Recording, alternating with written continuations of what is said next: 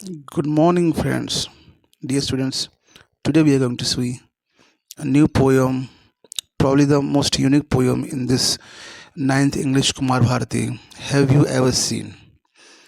Students, जैसे कि आपको नाम से समझ में आता है कि आपने कभी ऐसा देखा है। इस पोएम के पोएट है एनोनिमस, दैट मीन्स ही और शी हैजंट रिवील्ड हिज और हर नेम। वो अपना नाम बताना चाहते नहीं हैं।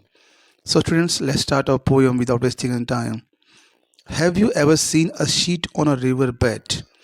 पोएट कहते हैं, क्या आपने कभी नदी के सतह पे आपने कभी शीट कोई चादर देखी है? ये सब बेटा सब इंट्रोगेशंस है, फिगर ऑफ स्पीच है। यहाँ पर पोएट आपको हर लाइन में एक प्रश्न पूछते हैं जिसका वो शायद जवाब चाहते भी नहीं है, बस वो पूछते हैं फॉर द पोएटिक इफेक्ट।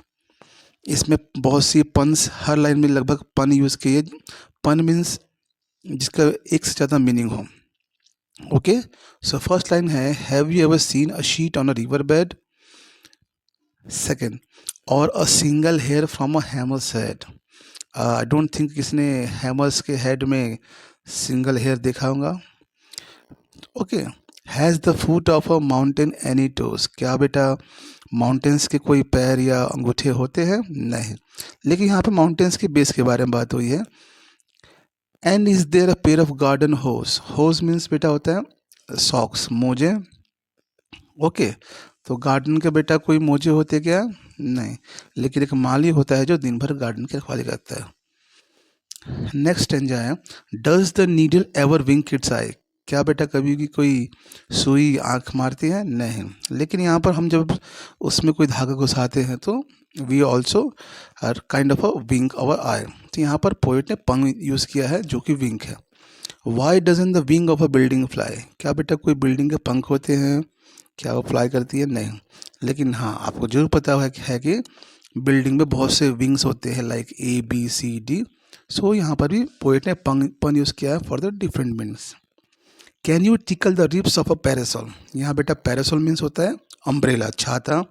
तो जैसे हमको पता है कि जो अम्ब्रेला के जो वो रिब्स होती हैं, वैसे हमारे बॉडी में हमारे चेस्ट की रिब्स होती हैं। तो यहाँ पर भी पन यूज़ हुआ है।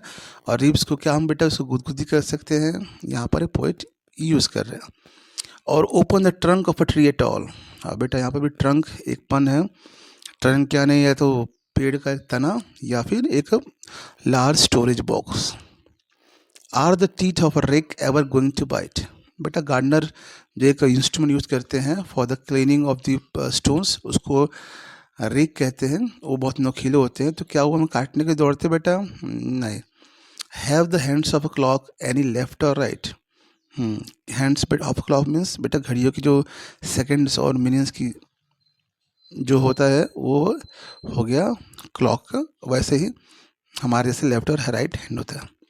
कैन द गार्डन प्लॉट भी डीप एंड डार्क? बेटा प्लॉट यानी दो चीज़ें, या तो एक पार्ट ऑफ अ लैंड या फिर अ विकेट प्लान, एक डरावनी कहानी। And what is the sound of the birches park? और बेटा जब कोई पेड़ का कोई बर्च जो छाल निकालते हैं तो कैसे आवाज़ आती है? भौंकने की, रोने के समान। वैसे ही कुत्ता जैसे भौंकता है या रोता है। तो बेटा ये on conclusion this is a poem, very kind of unique poem, जिसमें हर लाइन में आपको पन मिलेगा, फिगर ऑफ स्पीच, और हर लाइन में आपको इंट्रोगेशन मिलेगा। यहाँ पर पोइट ने बहुत ही यूनिक पोएम बनाई है। आपको थोड़ी अजीब लग सकती है, लेकिन नहीं, there must be a reason. यहाँ पर पोइट आपकी इमेजिनिंग पावर को पूछना चाहते हैं कि आपने ऐसा कभी देखा है, और आपके दो सीक्वेंस को एक ही वर्ड में वो अरेंज कर रहे हो। सो आई होप आप सबको ये पोएम समझ आएंगी। Thank you, see you in next poem.